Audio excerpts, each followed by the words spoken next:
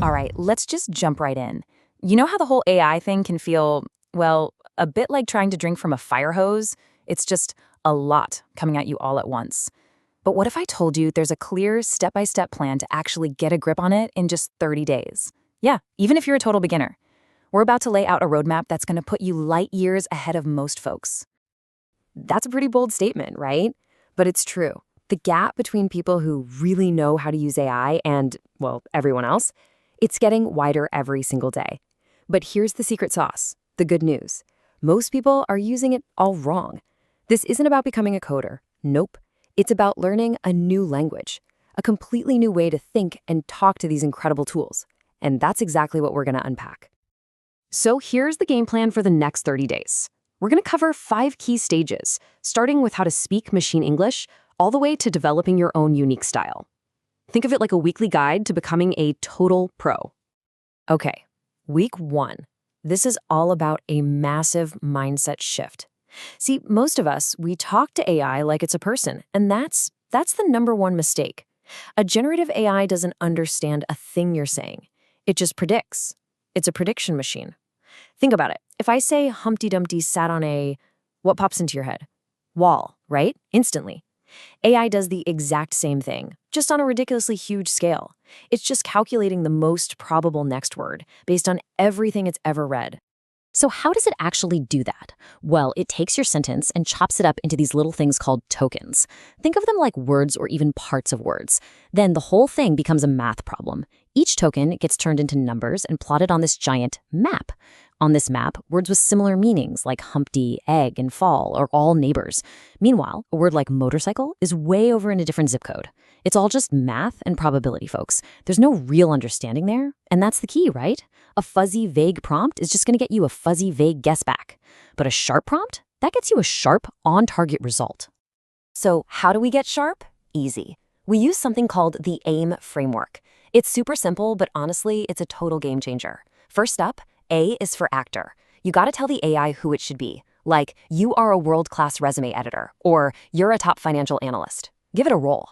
Then I is for input. This is where you give it the raw materials, the context, the data, any documents it needs to do its job. And finally, M is for mission. This is your crystal clear goal. What exactly do you want it to accomplish? And you can see the difference right here. It's night and day.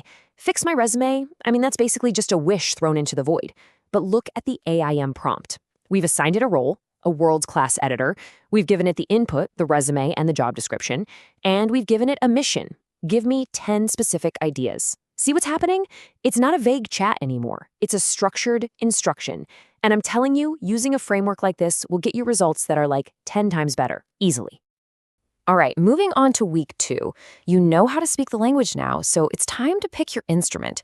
So many people make the mistake of jumping between dozens of different AI tools, and that's just a recipe for disaster. The real key is to pick one. I don't care if it's ChatGPT, Gemini, Claude, whatever, and just go deep. It's kind of like learning music, right? A drummer who really masters rhythm can pick up the guitar way faster because their brain already gets the patterns. It's the exact same with AI. Master one, and you'll pretty much understand them all. Let me tell you a simple fact. The smartest AI on the planet will sound like a complete idiot without context. It just will. Remember that giant math map of words we talked about? Well, context is the treasure map you give the AI to find its way. A great way to remember this is the MAP framework.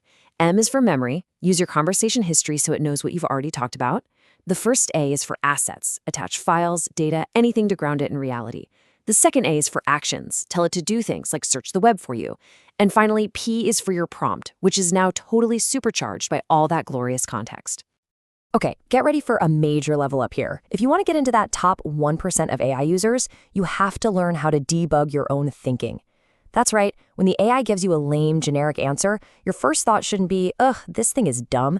It should be, okay, how could my prompt have been better? This right here is the moment you go from being a casual user to, well, kind of like an AI engineer. So, how do you actually do that? How do you debug your own thinking and get better at giving instructions like in the moment? Let's break it down.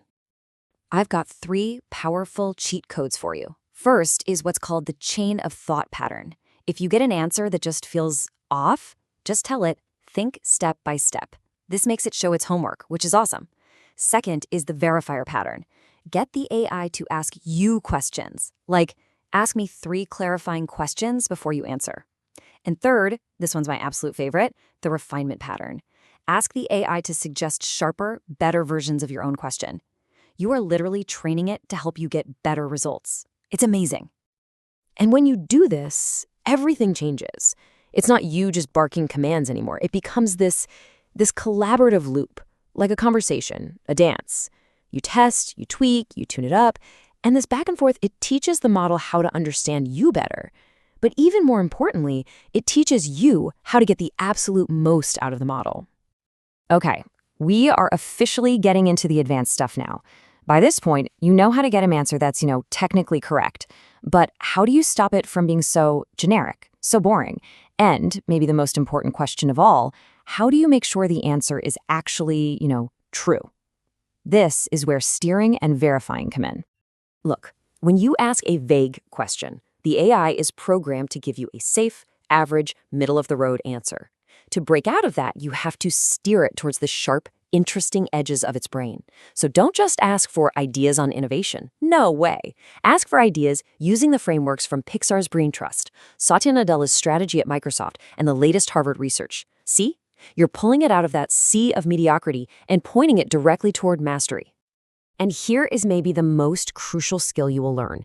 An AI will sound just as confident when it is making stuff up as when it is telling you the truth. So you have to verify. You cannot just consume what it gives you. You have to critique it. So what do?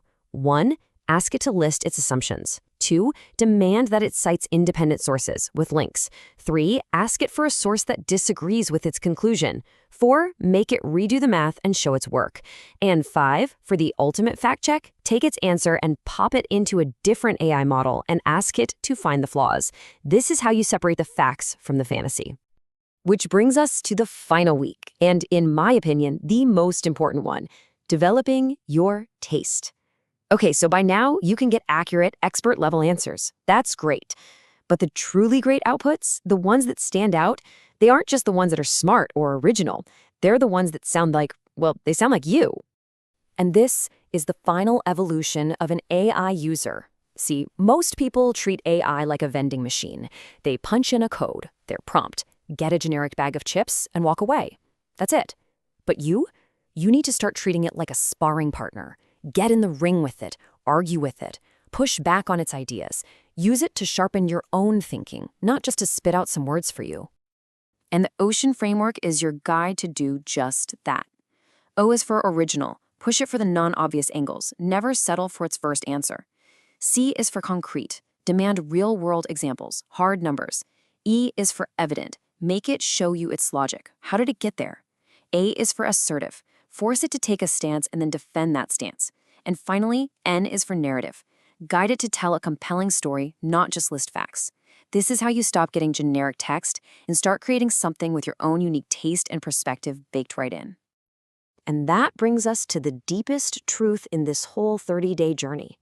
As you start using these frameworks, every prompt you write, every time you ask for a revision, every single judgment call you make, the person you are really training, it's not the AI, it's you.